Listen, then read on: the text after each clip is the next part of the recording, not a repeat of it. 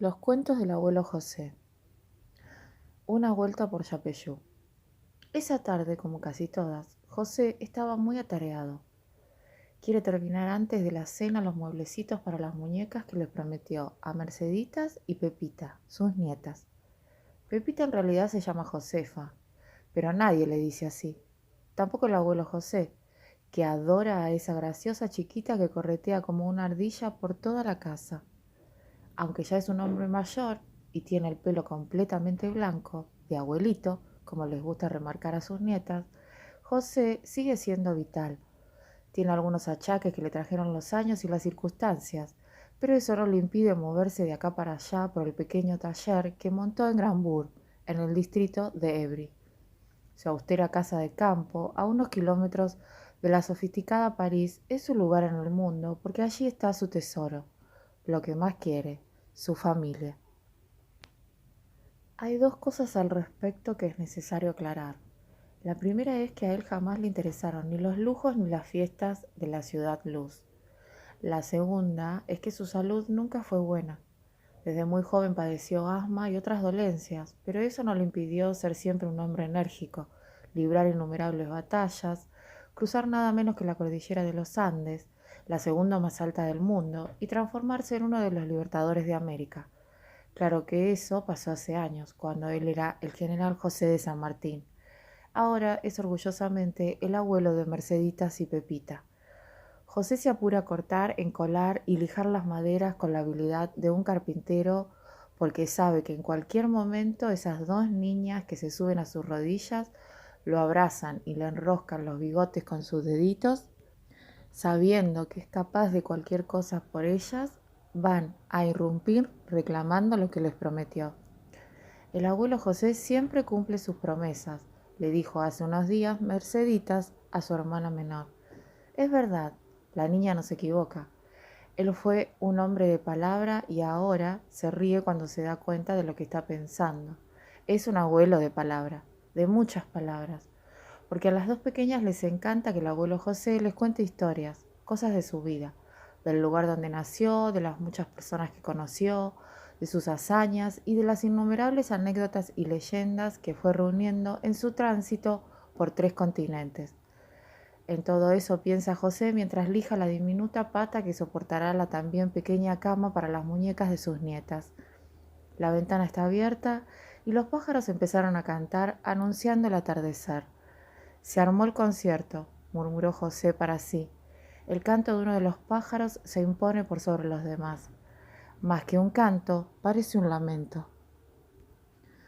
Me hace acordar al urataú, se dice, y mezclado con el nombre de ese pájaro, dicho en guaraní, esa lengua que aprendió cuando era un niño junto con el aroma de las flores, el crujir de las hojas y la brisa suave, ahí, en el medio de su taller, aparece su infancia. José no necesita cerrar los ojos para transportarse por unos instantes a Yapeyú, ese pueblo que queda en la otra punta del mundo, pero que tiene nombre de patria. Merceditas entra saltando en el taller y atrás viene como siempre Pepita. ¿Ya están listas, abuelo? Quiere saber las niñas. Falta poco, dice José. Ya las barnicé y ahora solo hay que dejarlas secar. ¿Las podemos ver? Pide Pepita con su media lengua. Sí, claro, aquí están, le responde el abuelo mostrándole las dos camitas para muñecas que construyó. Son hermosas, exclama Merceditas con una expresión completamente feliz.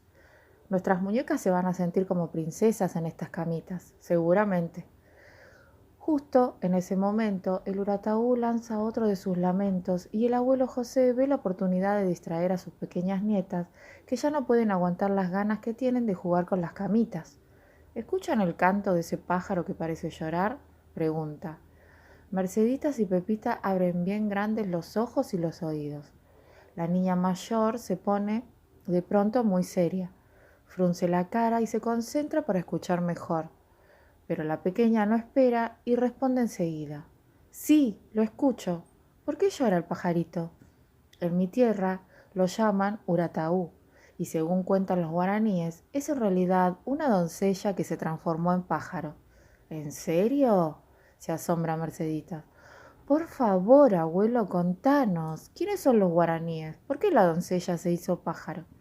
Merceditas se trepa a una silla y se sienta muy erguida junto a su abuelo, preparada para escuchar el relato. ¿A vos también te interesa, Pepita? ¿Quiere saber José? Mucho, abuelito, pero mucho, mucho, mucho, responde la niña estirando los brazos para que su abuelo la siente en su regazo. Esta historia que voy a contarles me la contó Rosa Guaurú, la niñera que me crió en Yapeyú, el lugar donde nací. Mercedita se ríe. Yapeyú, Yapeyú, repite alargando la letra U e imitando un poco el canto del pájaro. A Pepita le encantan las payasadas de su hermana. Las dos ríen y el abuelo también. ¡Qué nombre tan gracioso, Yapeyú! En guaraní, Yapeyú quiere decir fruto maduro. ¿Te enseñaron guaraní en la escuela? No. Rosa me enseñó algunas palabras porque ella era guaraní, un pueblo que vive en esas tierras de América desde mucho antes de la llegada de los españoles. Fue la que también me enseñó a distinguir el canto de los pájaros. ¿Y qué te contó Rosa del pájaro doncella? Esto que ya les voy a contar. Escuchen bien.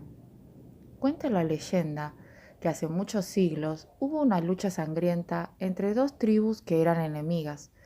El cacique de la tribu vencedora tomó prisionero a un joven guerrero llamado Cuimbaé y se lo llevó a sus tierras.